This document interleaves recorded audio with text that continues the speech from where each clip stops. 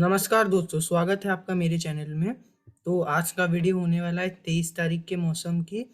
पहले बात कर लेते हैं सैटेलाइट इमेजेस की। तो सैटेलाइट इमेज में आप देख सकते हो कि आज जो ये जो छत्तीसगढ़ में रायपुर वगैरह में आज आपने देखा होगा कि काफी भारी बारिश देखने को मिली, यानी कि सुबह। क्योंकि एक तो क्या हुआ था इसके बारे में मैं आपको बताता हूँ। पहले मैं बता देता हूँ क्या हुआ था, तो आपको पता भी होगा वैसे। यानी कि काफी जो है यहाँ पे भारी बारिश हुई थी आज सुबह। सुबह से शुरू हुई थी, सुबह काफी भारी बारिश हुई।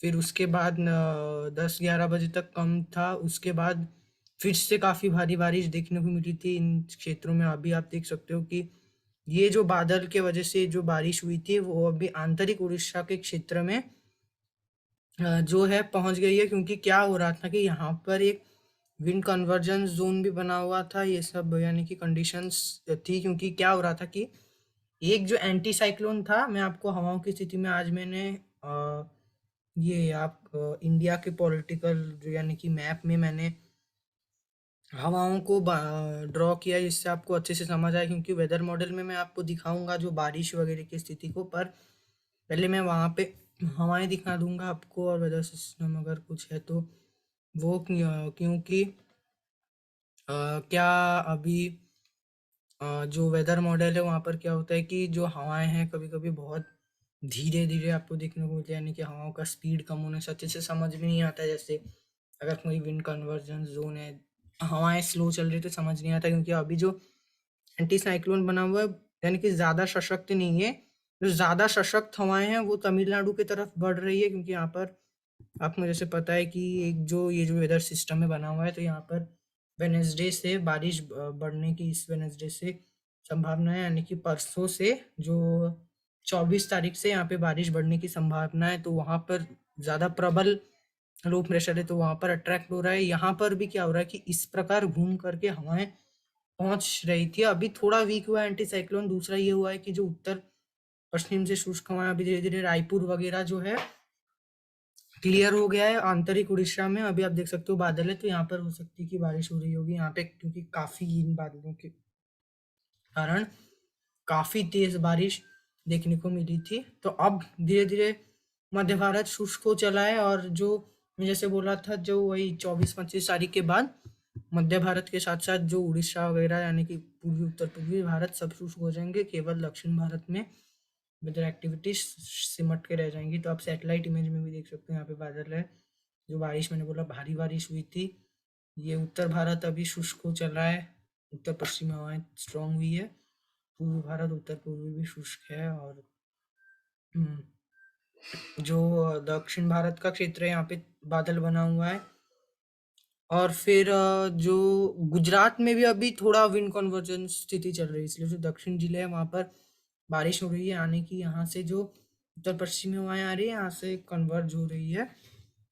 पश्चिम बंगाल में एंटी साइक्लोन बना था, इसके कारण क्या हो रहा था, जो हवाएं सब्ज्यूड हो रही थी, ग्रीन हाउस गैस ऊपर नहीं जा पा रही थी, पॉल्यूटेंट्स भी ऊपर नहीं जा पा रहे थे। और क्योंकि इस क्षेत्र में पूरा एंटी साइक्लोन बना हुआ था, तो इसलिए यहाँ पर जो गर्मी भी अभी कल जो इस क्षेत्र में यानी कि रायपुर में मैं पर्सनल बोलूँ तो यानी कि एसी चलाने जैसा भी स्थिति आ गया था, इतनी गर्मी पड़ गई थी। तो ये क्या इस सीजन में क्या होता है कि हाँ, नॉर्मल में क्या होता है कि उत्तर पश्चिमी हवाएं लगातार इस क्षेत्र में यानी कि चलते रहती है। यानी कि ज्यादातर। पर इस साल क्या हो रहा है कि लैलिना में क्या होता है कि जो सी सरफेस टेम्परेचर, क्योंकि पैसिफिक ओशन ठंडा हो जाता है तो हिंद महासागर, Bay of Bengal, Arabian Sea average से गर्म हो जाता है।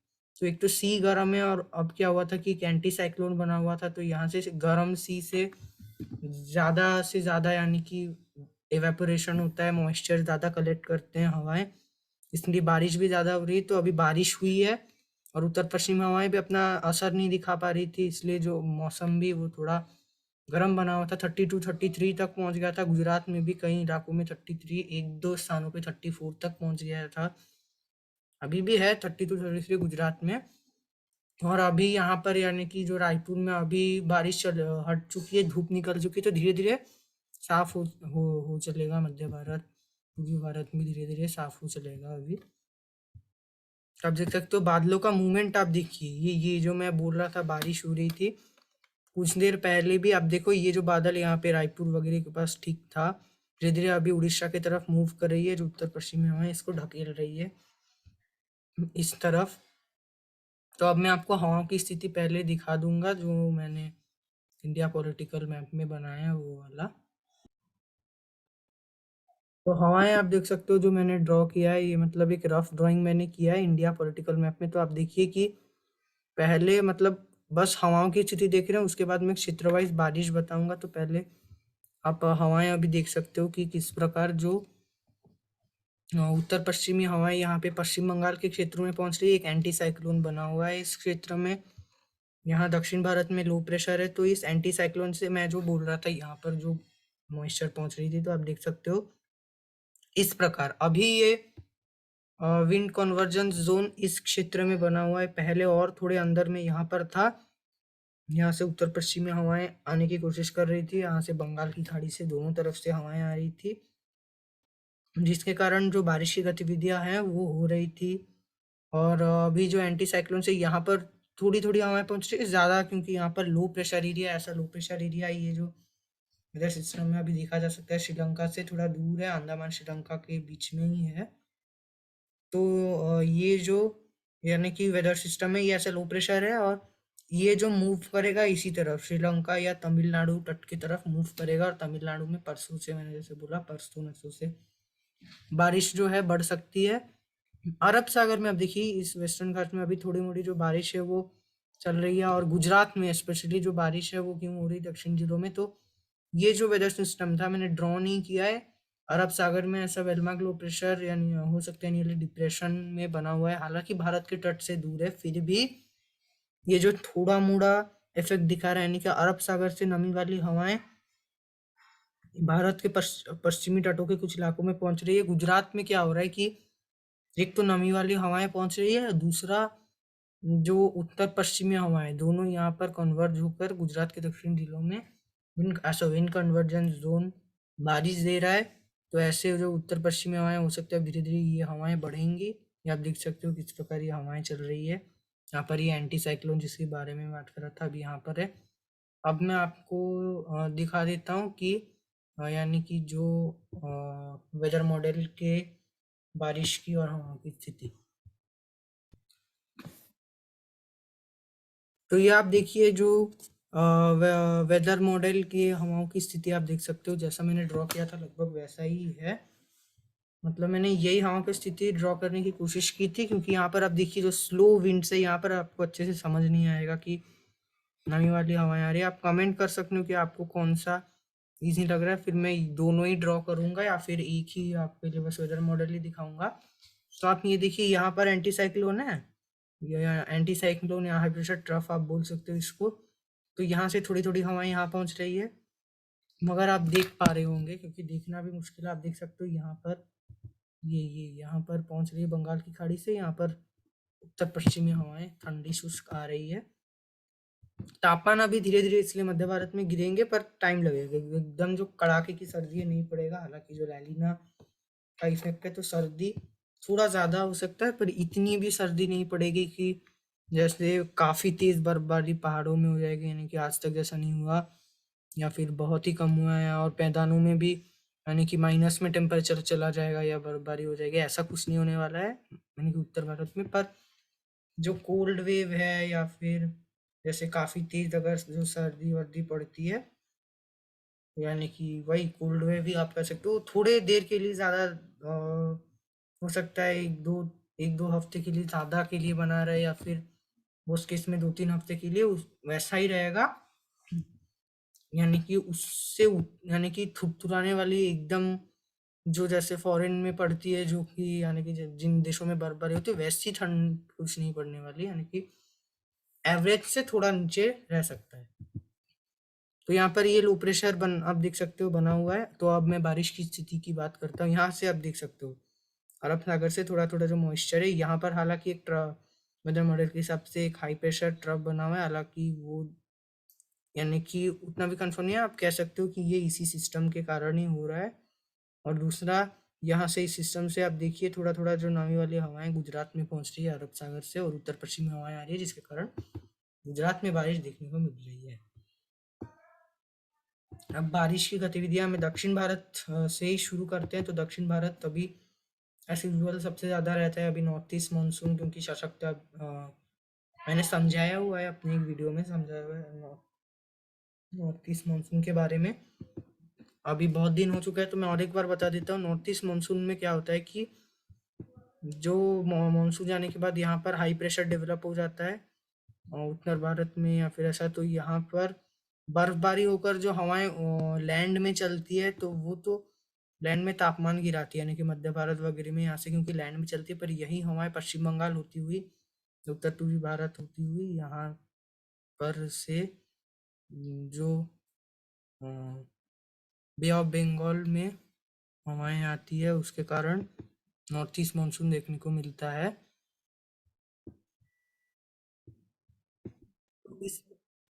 तो इस प्रकार जो हवाएं हैं वो आती है नॉर्थ ईस्ट मानसून में, ये इस प्रकार आप देखिए, ये जो अभी जैसे आ रही है ये नॉर्थ ईस्ट होकर, यानी कि वो बंगाल की खाड़ी में आती है, और जब बंगाल की खाड़ी में आती है क्योंकि सी सरफेस से मॉइस्चर को लेती हुई जब यहाँ तमिलनाडु में पहुंचती तो यहाँ पर बारिश देती है, क्योंकि तमिलनाडु में साउथ वेस्ट मानसून में जब हवाएं इस प्रकार आती है तो यानी कि केरला से होती है ऐसे, तो यहाँ पर क्योंकि वेस्टर्न घाट्स है तो इसीलिए इसलिए जो यहाँ केरला से जब हवाएं गुजर के तमिलनाडु में आती है तो क्योंकि Kerala is a wind speedo area, ये विंड स्पीडो एरिया है ये पश्चिमी घाट का, जिसके कारण यहाँ पर सूखी हवाएं चलती है, क्योंकि ये जो लीवर्ड साइड या रेन शेडो एरिया है तमिलनाडु, उसके कारण यहाँ पर बारिश नहीं होती है साउथ वेस्ट मानसून पे, पर नॉर्थ ईस्ट मानसून में उल्टी हवाएं चलती है जिसके कारण बारिश होती है। और केरला में नॉर्थ ईस्ट मानसून में बारिश होने की एक वजह यह है क्योंकि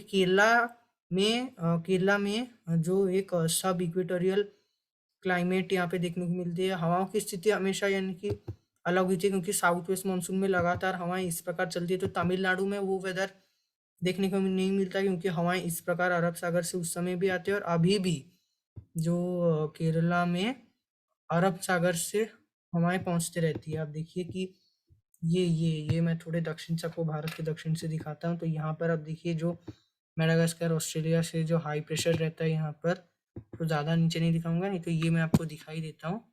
अब देखिए यहाँ पर जो हाई प्रेशर रहता है यहाँ से जो मानसून में हवाएं पहुंचती, तो अभी आप देखिए कि ये हवाएं यहीं तक पहुंच पाती है, ये देखिए आप।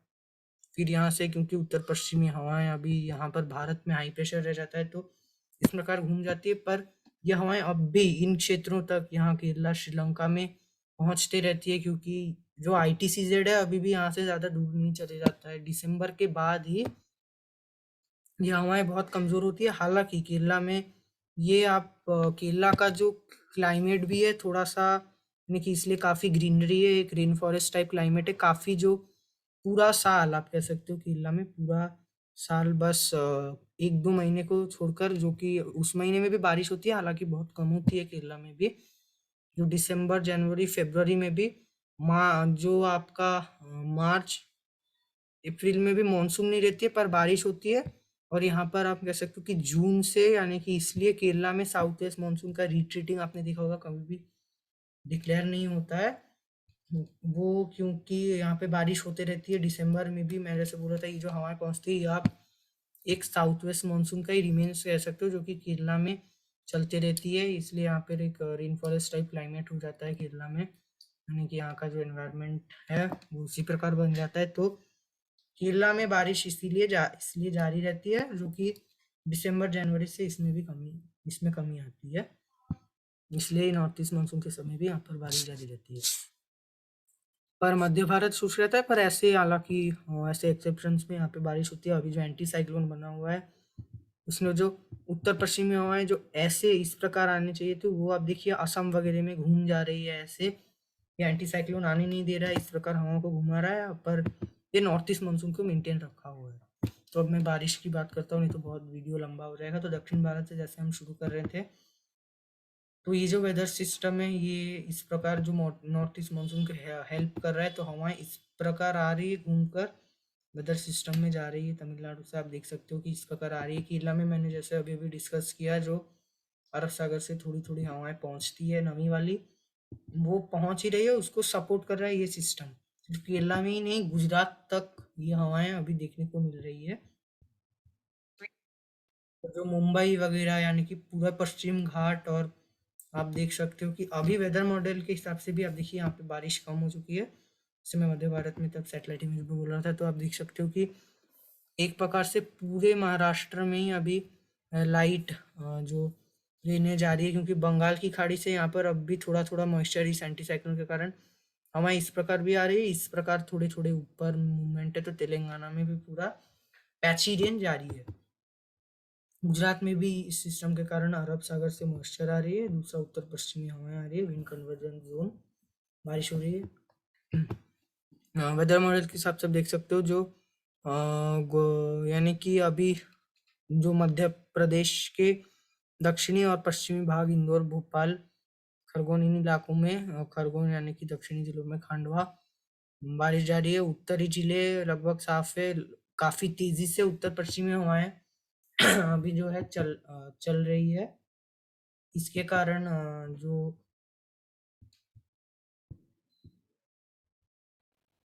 तो इसके कारण दिल्ली में पॉल्यूशन से भी राहत मिल रहा है, उसके बारे में मैं आपको आगे अपडेट करूंगा। तो अभी दक्षिण भारत में लाइट टू मॉडरेट रेंज जारी रहेगी, हेवी स्पेल्स आ सकते हैं, जैसे मध्य भारत में आज रायपुर में हेवी स्पेल्स आ गया था, तो हेवी स्पेल्स से भी इस इलाके में अभी इनकार नहीं कर सकते।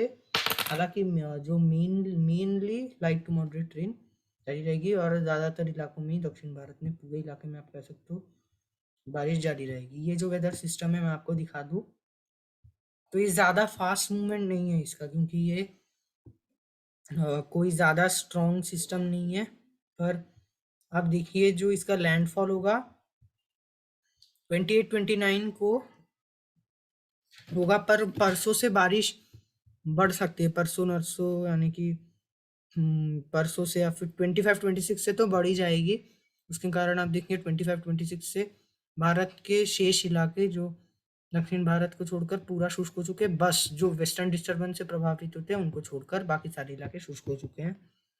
आप देख सकते हो इवन वेस्टर्न घाट्स के जो उत्तरी इलाके, जो महाराष्ट्र के, कर्नाटका के उत्तरी इलाके, तेलंगाना भी शुष्क है 27 को, पर क्योंकि 28-29 को इसका लैंडफॉल होगा, फिर से तेलंगाना वगैरह में होगा, पर मध्य भारत शुष्क रहेगा जो बारिश होगा।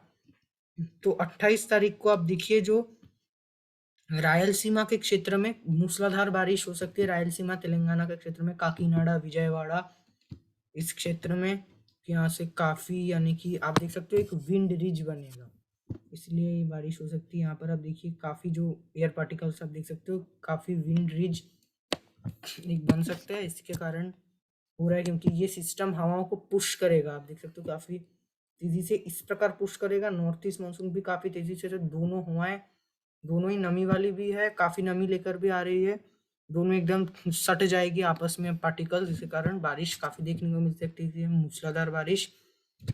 विंड डैमेजिंग उतना नहीं होगा, पर हाँ गस्टिंग विंड्स में थोड़ा मोटा डैमेज हो सकता है, फ्लडिंग रेंज हो सकती है, चांसेस है। और वो जो डिप्रेशन हुआ था उससे थोड़ा विंड की भी स्पीड कम रहेगी, रेन भी थोड़ा कम रह सकता है उससे। अब देखिए इसका जो असर आप देख सकते हो अभी के फिलहाल के स्थिति के हिसाब से, वो जो है जो उत्तरी तमिलनाडु और रायलसीमा के क्षेत्र में ज्यादा है अपेक्षाकृत। और जो 28-29 तारीख को और एक जो सिस्टम है वो फिर से अरब सागर में विकसित होगा, तो अभी बंगाल की खाड़ी और अरब सागर दोनों काफी एक्टिव बने हुए हैं, क्योंकि इसका कारण ये है कि एक तो लैलिना में गर्म भी हो जाते हैं ये जो अरब सागर बंगाल की खाड़ी, और दूसरा ये भी रीजन है कि अभी सीजन भी साइक्लोनिक स्टॉर्म बनने की भी सीजन है। हालांकि साइक्लोन की संभावना अभी फिलहाल नजर नहीं आ रही है, पर हाँ एक के बाद एक वेदर सिस्टम्स अवश्य बनेंगे, यानी कि जरूर बनेंगे। फिर से आप 30 तारीख को देखिए जो बारिश का पैच है इस वेदर सिस्टम से मध्य भारत के दक्षिणी छत्तीसगढ़ के क्षेत्र में पहुंच रही है, रायपुर वगैरह के आसपास फिर से नजर आ रहा है, तो यहाँ पर फिर से बादल छाएंगे। हालांकि रायपुर में बारिश की संभावना नहीं है, आंतरिक उड़ीसा तक देखने को मिल सकती है बहुत ही लाइट ट्रेन। उसके बाद 30 तारीख के शाम से कोंकण, गोवा और मराठवाड़ा के क्षेत्र में बारिश की गतिविधियां बढ़ सकती है। एक तो बंगाल की खाड़ी से थोड़ी थोड़ी नमी आएगी, दूसरा जो अरब सागर में वेदर सिस्टम बन रहा है वो थोड़ा थोड़ा मजबूत या सशक्त होने लगेगा। ये ऐसे लो प्रेशर एरिया बन जाएगा, जिसके कारण बारिश बढ़ेगी। दूसरा, अभी जो तमिलनाडु में अभी बारिश जारी रहेगी 1 तारीख को। अब देखिए इसका आगे का प्रोजेक्शन हमें अभी बाद में पता चलेगा, पर धीरे धीरे ये देखिए आप, जो 1 तारीख है वहाँ 1 तारीख को आप देख सकते हो, जो बारिश यहाँ से निकलकर महाराष्ट्र के विदर्भ क्षेत्र यानी कि उत्तरी छत्तीसगढ़ तक जो रेन का पैच है वो पहुंच चुका है।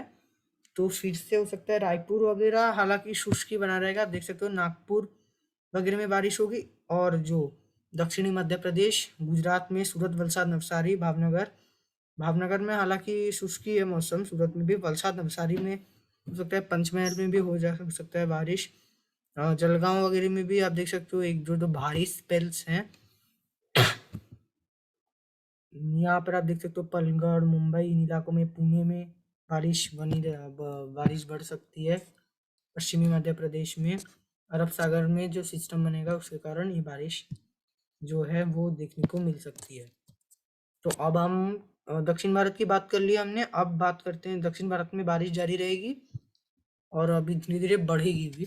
तो मध्य भारत की अब हम बात करते हैं। मध्य भारत में आज रायपुर वगैरह में मैंने पहले ही भी आपको बोला है कि काफी भारी बारिश हुई है आज सुबह, यानी कि एक दो हैवी स्पेल्स हुई है, मॉडरेट स्पेल्स भी हुई है।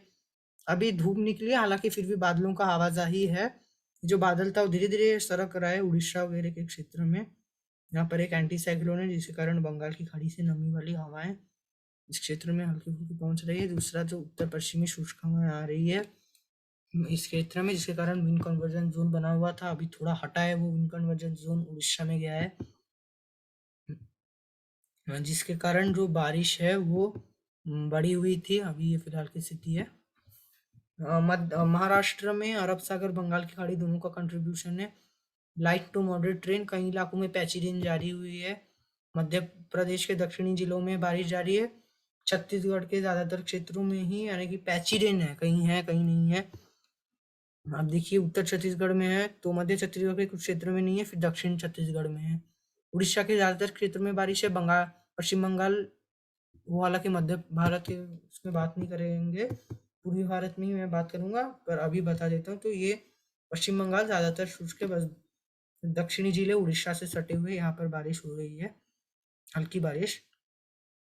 और गुजरात में भी, क्योंकि यहाँ से अरब सागर से हवाएं आ रही है, सॉरी, अरब सागर से नमी वाली हवाएं आ रही है यहाँ, और उत्तर पश्चिमी हवाएं पहुंच रही है इस क्षेत्र में, इसी के कारण बारिश हो रही है। और दूसरा, जो मुंबई से लेकर जो महाराष्ट्र का जो आपका पश्चिमी क्षेत्र है, गोवा का क्षेत्र है, यहाँ पर भी हल्की से मध्यम बारिश जारी है। उसके बाद मैं आपको आगे का प्रोजेक्शन दिखा देता हूँ। तो ये कल के 23 तारीख का है। आप देखिए कल यानी कि सॉरी, ये आज के रात का है। तो आप देखिए कि आज रात को आज रात को जो पूरा छत्तीसगढ़ एकदम से शुष्क हो जाएगा, पर फिर से हो सकता है बारिश हो जाए। ये देखिए अब फिर कल यानी कि जो शाम के समय फिर से यहाँ पर इन क्षेत्रों में लाइट रेन की संभावना है। आप देखिए, क्योंकि जो टेम्परेचर्स हैं वो जब थोड़ा बढ़ेंगे फिर से बारिश हो सकती है, क्योंकि उत्तर पश्चिमी हवाओं का ज़्यादा अभी कुछ स्ट्रेंथ उतना जो है वो नहीं है। उसके बाद फिर से बारिश कमी आएगी, यानी कि कल से ही कमी आना शुरू हो जाएगा इस क्षेत्र में। परसों फिर से अब देखिए, जो दोपहर को ही थोड़ी बारिश बढ़ सकती है, उसके बाद फिर से कम हो जाएगी 25 तारीख। और जो 25 तारीख होते होते 25 तारीख को दोपहर को आप देख सकते हो बारिश नहीं है। 25 तारीख होते होते इस क्षेत्र से बारिश जो है चले जाएगी, संपूर्ण तरह से मध्य भारत शुष्क हो जाएगा। फिर भी 25 तारीख को थोड़ा भी हल्का बारिश होने से हो सकता है। हालांकि वेदर मॉडल है, मैंने जो आपको हवाएं दिखाई, तो हवाओं के इससे भी हो तो सकती है, पर कोई इतने बंगाल की खाड़ी से हवाएं नहीं है। अब देखिए, जो उत्तर पश्चिमी हवाओं में काफी डिस्टरबेंस हो चुका है। ये हवाओं का स्पीड बहुत कम है सारे क्षेत्रों में, उत्तर भारत में भी, यहाँ पर मध्य भारत में भी। इसका रीजन ये है कि आप देख सकते हो कि जो उत्तर भारत है यहाँ पर एक इंड्यूस्ड साइक्लोनिक सर्कुलेशन बना हुआ है, एक वेस्टर्न डिस्टर्बेंस फीवल आया हुआ है। आप देखिए ज्यादा कुछ बर्फबारी वेदर एक्टिविटी नहीं दे रहा है, मैदानों में भी कुछ नहीं है। हालांकि एक साइक्लोनिक सर्कुलेशन है तो बादल छा सकते हैं इस क्षेत्र में 26 तारीख को फिर से एक बार थोड़ा उत्तर पश्चिमी हवाएं, थोड़े थोड़े हवाओं की स्पीड बढ़ सकती है, पर जैसे एक यूनिफॉर्मिटी वे में हवाएं चलती है उस प्रकार कुछ नहीं चलेगी। पर नॉर्थ ईस्ट मानसून सशक्त होगा, उसी के कारण यहाँ पर बारिश की गतिविधियों में काफी कमी आ सकती है। 27-28 तारीख को अब मध्य भारत में देखिए कोई भी बारिश का ट्रेल नहीं दिखाई देता है, पर जो 29 तारीख को 29-30 को फिर से बहुत ही लाइट रेन इन क्षेत्रों तक भी पहुंच सकती है, उड़ीसा के आंतरिक क्षेत्रों तक। फिर से 1 तारीख होते होते मौसम शुष्क होगा, पर 1 तारीख को छत्तीसगढ़ पूर्ण तरह से शुष्क रहेगा। बस उत्तरी छत्तीसगढ़ में ये जो पैच है वेदर मॉडल के हिसाब से पहुंच सकती है। बाकी जो विदर्भ का क्षेत्र है यहाँ पर बारिश शुरू हो जाएगी, यानी कि महाराष्ट्र में बारिश शुरू हो जाएगी अरब सागर के इन्फ्लुएंस के कारण। और अब हम बात कर सकते हैं पूर्वी भारत की। तो पूर्वी भारत अभी मध्य भारत से भी ड्रायर क्षेत्र है, हालांकि उत्तर पूर्व में पैची रेन जारी है। एक तो जो पिछला वेस्टर्न डिस्टर्बेंस का रिमेंस है, दूसरा यहाँ पर थोड़ा क्योंकि हवाएं भी डिस्टर्ब्ड हैं तो थोड़ा थोड़ा मॉइस्ट विंड भी इस एंटी साइक्लोन के कारण देखिए हवाएं इस प्रकार आ रही है। थोड़ा थोड़ा हो सकता है बंगाल की खाड़ी से भी आ जाए तो बहुत ही लाइट रेन हो सकती है। हालांकि लगभग मौसम शुष्क ही और साफ ही बना रहेगा। पश्चिम बंगाल संपूर्ण तरह से शुष्क रहेगा, बस जो दक्षिणी एकदम जो उड़ीसा से सटे हुए जिले हैं हो सकता है खड़गपुर तक भी बारिश आ जाए। आप देख सकते हो बाकी क्षेत्र शुष्क रहेंगे, और सुंदरबन में भी आप देखिए बारिश हो सकती है कभी कभी, यानी कोलकाता तक भी। और आगे मैं आपको दिखा देता हूँ, तो यहाँ पर मौसम शुष्क रहेगा, अभी धीरे धीरे और भी शुष्क हो सकती है मौसम। और जो 28-29 तारीख को नॉर्थ मानसून और शुष्क हो जाएगा, मौसम शुष्क होने चला है इस क्षेत्र में। तो आप अभी देखिए और आगे प्रोजेक्शन, तो मौसम शुष्क ही है अभी जो यहाँ पे, और तापमान अभी धीरे धीरे गिरेंगे पर उतने भी नहीं। आप देखिए मध्य भारत में मैं आपको दिखा देता हूँ, तो आज सुबह यानी कि ज्यादा तापमान आज रात को नहीं गिरेगा क्योंकि बारिश वगैरह हो रहा था, तो 20-21 बना रहेगा। उत्तर भारत में तो गिरेंगे, देखिए तेरह वो मैं आपको उत्तर भारत में ही बात करूंगा, पर 30-1 तारीख को मैं आपको दिखा देता हूँ मध्य भारत में। अब देखिए 15 हो चुका है, पूर्वी भारत में भी 15 हो चुका है, यानी कि तापमान गिर चुके हैं इस क्षेत्र में। पर 1 तारीख को क्योंकि विदर्भ के क्षेत्र में बारिश होगी तो विदर्भ में तापमान थोड़ा छत्तीसगढ़ से ज्यादा होगा। और वैसे भी थोड़ा रिलेटिवली इस क्षेत्र से 1-2 डिग्री वार्मर ही है विदर्भ, इसलिए भी। और अभी मैं आपको उत्तर भारत की अब बात करते हैं। तो उत्तर भारत अभी सबसे शुष्क क्षेत्र है, यानी कि उदयपुर वगैरह में जो बारिश हुई, अभी संपूर्ण राजस्थान, संपूर्ण मध्य प्रदेश, सॉरी संपूर्ण उत्तर प्रदेश, संपूर्ण हरियाणा, संपूर्ण पंजाब, संपूर्ण यानी कि ये जो सारे क्षेत्र है उत्तर भारत के, बिहार भी अभी पूरा जो है शुष्क है। मध्य प्रदेश के उत्तरी क्षेत्र भी शुष्क और साफ बने हुए हैं, झांसी, ग्वालियर, मुरैना इन क्षेत्रों में। आगरा भी शुष्क हुआ, हालांकि उत्तर प्रदेश में है। तो यहाँ पर भी एक एंटी साइक्लोनिक सिचुएशंस बने हुए हैं राजस्थान में, थोड़ा थोड़ा इधर उधर होगा, ये आप देख सकते हो। इस क्षेत्र में बारिश की गतिविधियां अभी नहीं होगी, मैं आपको आगे प्रोजेक्शन में दिखा देता हूँ, नहीं होगी अभी बारिश। बस जो 25 तारीख को हल्के फुल्के बादल छा सकते हैं, आप देखिए थोड़े थोड़े जो राजस्थान वगैरह तक आ सकते हैं, क्योंकि यहाँ पर भी एक फीवर साइक्लोनिक सर्कुलेशन, यहाँ पर भी फीवर साइक्लोनिक सर्कुलेशन रह सकती है, तो बादल पहुंच सकते हैं। हालांकि मौसम साफ और शुष्क ही रहेगा मुख्यतः, क्योंकि ये एक ड्राई साइक्लोनिक सर्कुलेशन होगा। तो अब देखिए 27-30 पूरा, बस जो 27-29 तारीख को, यानी कि 25 तारीख को एक वेस्टर्न डिस्टर्बेंस आएगा, उसके बाद 28-29 तारीख को एक फीवर वेस्टर्न डिस्टर्बेंस आएगा, तो वो मैदानों में कुछ इफेक्ट नहीं डालेगा, तो मैदान अभी संपूर्ण शुष्क और साफ ही बने रहेंगे। तो अब यहाँ पर मेन बात करते हैं तापमान की और पॉल्यूशन की। तो दिल्ली में अभी हवाओं की स्पीड आप देखिए, स्पीड जो है 21 जा रही है, गस्टिंग में 36। तो इसी क्योंकि 20-21 ये देखिए, क्योंकि 20-21 के स्पीड से जा रही है, तो पॉल्यूशन को थोड़ा थोड़ा अभी डिस्पैच कर रहा है इस क्षेत्र से, ये हवाएं कर रही हैं पॉल्यूशन को डिस्पैच, और काफी बड़े क्षेत्र में जहाँ तक ये हवाएं पहुंच रही है। तो फैला दे रही है पोल्यूशन को, तो दिल्ली एनसीआर में थोड़ा सा राहत मिल सकता है। पर हाँ, फिर से क्योंकि हवाएं आप देखिए कि वीक हो जाएगा जब, तो आप देख सकते हो फिर से पोल्यूशन थोड़ा सा बढ़ सकता है।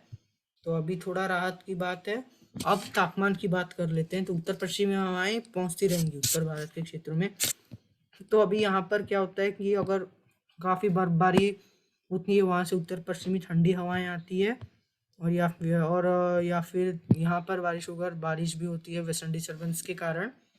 जो उत्तर भारत में अभी बारिश होती है वो वेस्टर्न डिस्टर्बेंस के कारण होती है। तो उसके कारण अगर थोड़ी नमी बनी रहती है तो दिन में कुहासा छाता है। और क्योंकि यहाँ पर इतनी धूप, बिकॉज इट इज ये एक सब ट्रॉपिकल टेम्परेट जोन है उत्तर भारत, जो ट्रॉपिक ऑफ कैंसर के ऊपर है। मध्य भारत में जैसे कुहासा भी छाता है, तो दिन में जैसे नागपुर रायपुर वगैरह में दिन में जो आपका 9-10 मैक्स टू मैक्स 10-11 बजे तक तो धूप निकल ही जाता है। पर मध्य प्रदेश के उत्तरी क्षेत्र जो उत्तर प्रदेश बिहार वगैरह में कभी कभी जब कोल्ड डे सिचुएशंस होता है तो पूरा दिन कुहासा छा रहता है। बस कभी कभी जो दोपहर 2-3 बजे थोड़ा सा धूप निकलता है, या वो भी नहीं निकलता, और 2-3 बजे निकलने से भी 4-5 बजे के बाद फिर से सनसेट हो ही जाता है। तो कुछ ज़्यादा धूप का असर भी देखने को नहीं मिलता है। तो वो जो कोल्ड डे कंडीशंस अभी जो यानी कि तापमान जो गिर जाते हैं वो अभी नहीं है फिलहाल। आप देखिए 4 PM को भी 26 डिग्री अभी भी बने, 26 डिग्री है आज। पर 5 बजे आप देखिए 21 हो जाएगा, फिर 18। तो अभी अभी यहाँ पर भी तापमान गिरेंगे 5 AM आप देखिए 13 डिग्री तक दिल्ली में जाएगा। जो कोल्ड डे कंडीशन है कल भी आप देखिए जो मैक्सिमम टेम्परेचर से 26 है, पर जैसे ही 3-4 PM 5 PM हो रहा है, अब जो रात के तापमान स्पेशली यहाँ पर गिर रहे हैं। पर कल मैं जो बात कर रहा था मैं आपको, 26 तारीख से धीरे धीरे से दिन के तापमान भी गिरने लग जाएंगे इन क्षेत्रों में। अब देखिए पंजाब में भी 25 और दिल्ली में 26 हो चुका है 27 तारीख को।